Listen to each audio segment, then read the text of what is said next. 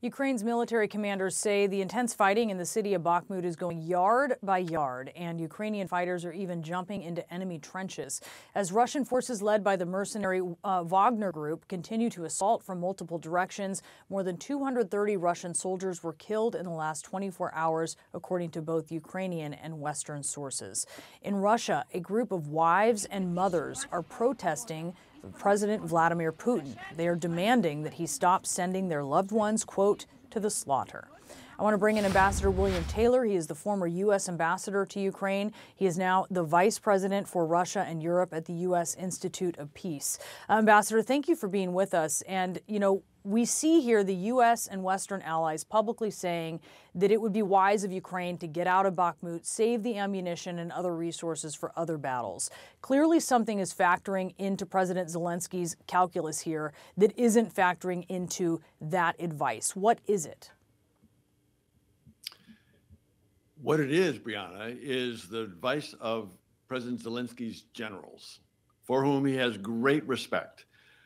Those generals have proven that their understanding, their ability to design tactics and strategy is amazing and successful. So President Zelensky is listening to them, and they have said very recently to him, to President Zelensky, that they are winning the battle of attrition in Bakhmut. That is, they are killing a lot of Russian soldiers. And you're seeing that response that you just showed about the Russian mothers and wives. So we know that's happening.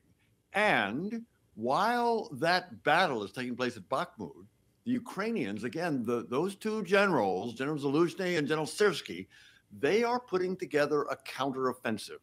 And the longer they can tie up the Russian military in Bakhmut, the better they have, the better chances they will have to succeed on this counteroffensive.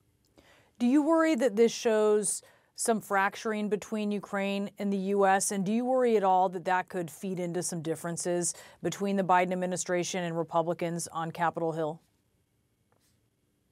I don't, Brianna, I don't. The question that our military, that General Milley and indeed the president have all said is those decisions on the military application, the military decisions, tactics, those are Ukrainians. They're obviously the best place to make these decisions. So I don't think there's any difference between the Ukrainians and the Americans on this. The Americans we have been very supportive of all these weapons.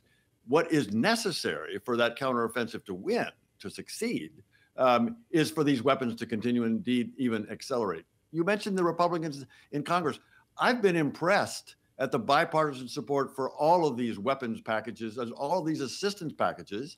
It's been bipartisan over and over and over. Yes, there are some voices from some parts of Congress, but by and large, you have the serious Republicans who are strongly supporting the Ukrainians, and I think that will continue.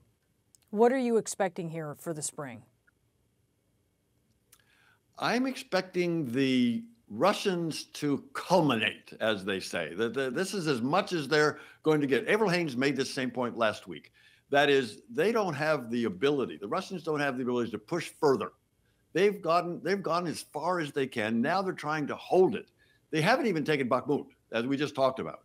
But they've got lines that they're trying to hold. And what I would expect is that the Ukrainians, with these new weapons, these tanks that are starting to be trained, the tanks are showing up in Ukraine, showing up in the fight, well-trained troops. I'm expecting that counteroffensive that General Zaluzhny and General Syrsky, at the direction of President Zelensky, are going to mount.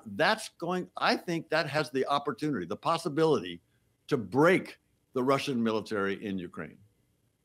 All right, we'll be seeing here in the months ahead. Ambassador, it's always great to get your perspective. Thank you so much. The fight for the eastern city of Bakhmut is happening around the clock and, of course, in close quarters as well. One Ukrainian commander saying that his fighters are literally jumping feet first into Russian trenches to push them out, and gun battles are playing out just meters apart. Ukrainian and Western officials say the Wagner military company is taking heavy losses, but there is no end in sight to the battle for the city or, of course, as we've pointed out many times before, for the war as a whole. The Kremlin repeats that there is no peaceful course to achieve its goal in Ukraine, saying it's only possible, this is their words, by military means. Ivan Watson joins us live now from eastern Ukraine. So, Ivan, of course, there have been heavy losses on both sides, the Russians and the Ukrainians. Just explain to us the Ukrainian strategy in continuing to fight for Bakhmut, given all their losses at this point. Well, Ukrainian commanders will argue that by holding on to this city, that they are bleeding out Russian forces or the Wagner mercenary group, and that they are buying time for Ukraine to prepare its forces for some kind of impending counteroffensive. And of course, we don't know when that will take place.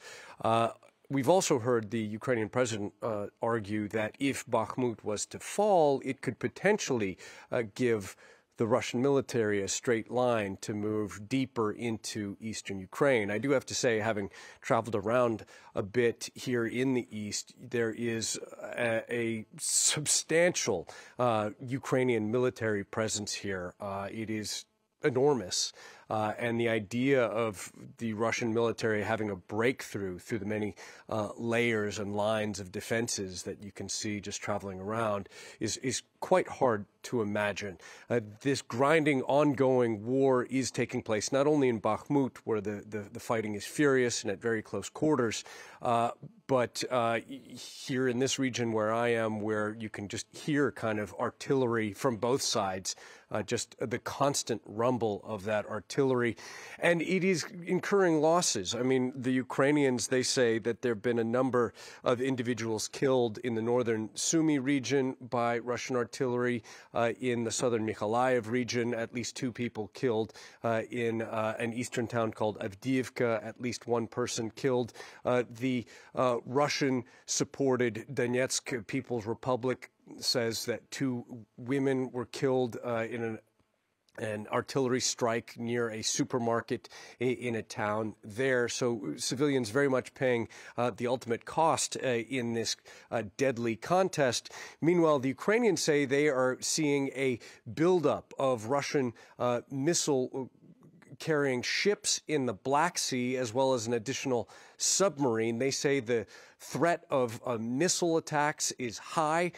The Russian governor of that southern Belgorod region, which borders Ukraine, which the Russians have used to launch the invasion into Ukraine, that they intercepted 4 missiles, the Russian air defense, that is, flying to Belgorod. All of this adds up to just a massive conventional war being fought along a very long front line. And as you mentioned, the Kremlin spokesman Dmitry Peskov has been quoted saying that the only way for Russia to achieve its goals right now is through military means, suggesting there is no real way out of this ongoing murderous conflict. Right, Ivan Watson, live for us there. Thank you so much.